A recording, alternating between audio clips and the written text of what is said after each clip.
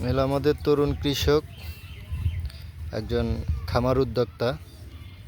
সে গরুর খামার করবে এবং তার জন্য কিছু ঘাস রোপণ করছে। আজকে আপনাদের দেখাবো ঘাস রোপণ করলাম আর খামার করলাম আর আমি সফল হয়ে গেলাম। এই স্বপ্নটা বাস্তবে কীরকম হয়? অনেক কঠিন, অনেক কঠিন। এখন আমরা যতটা সহজ মনে করি ততটা সহজ না। স্বপ্ন এক জিনিস, বাস্তবতা কাজের অভিজ্ঞতা আর এক জিনিস। এটা আপনাকে দেখাবো, যেটা আপনাদের জন্য অনেক উপকার হবে। চলো আমরা এখন জমিতে যাচ্ছি। এই যে কয়টা ঘাস দেখতেছেন, এটা আমাদের এলাকায় খোসা দেওয়া বলে। অত ঘাস, অনেক ঘাস নষ্ট হয়েছে, ওখানে এই ঘাস দেওয়া হবে। তো খামারের উদ্দেশ্যে প্রায় কত শতক জমি হবে এটা?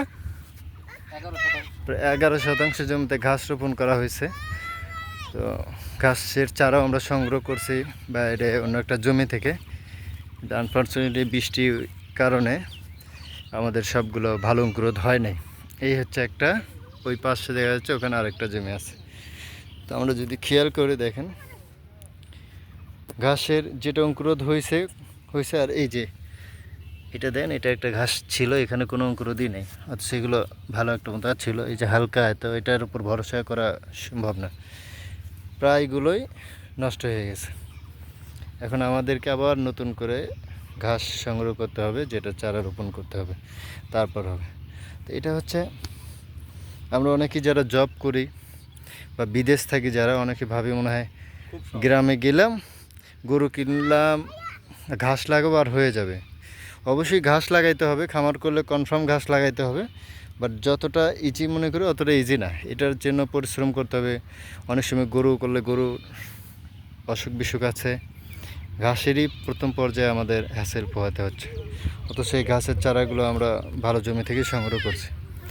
হচ্ছে অবস্থা, পরিশ্রমে লাগে থাকতে হবে। একবার গেছে হতাশ হওয়া যাবে না। এই ঘাস যদি 10 বারও নষ্ট হয়, 10 বারে আমাদের চেষ্টা করতে হবে।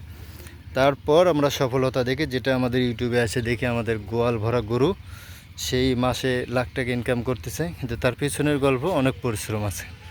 তো যারাই আমরা চিন্তা করব যে ঘাস করব, গরু করব, তার জন্য একটা মানসিক প্রস্তুতি সবার আগে খুবই মানসিক প্রস্তুতি লাগবে যে এটার পিছনে আমি লেগে থাকব, শ্রম দিব। গেলেই প্রথম বছরই কিন্তু সফলতা আসবে না, যে অবস্থা। তাহলে এখন কি করতে চাচ্ছেন বাকি ঘাসের জন্য? এখন নতুন করে আবার ঘাস দেখি, আমি স্মার্ট নিপের একটা নাম শুনছি ঘাসের, এটা অর্ডার করব। এটা নিয়ে আসার পরে আবার নতুন করে লাগাই দিব।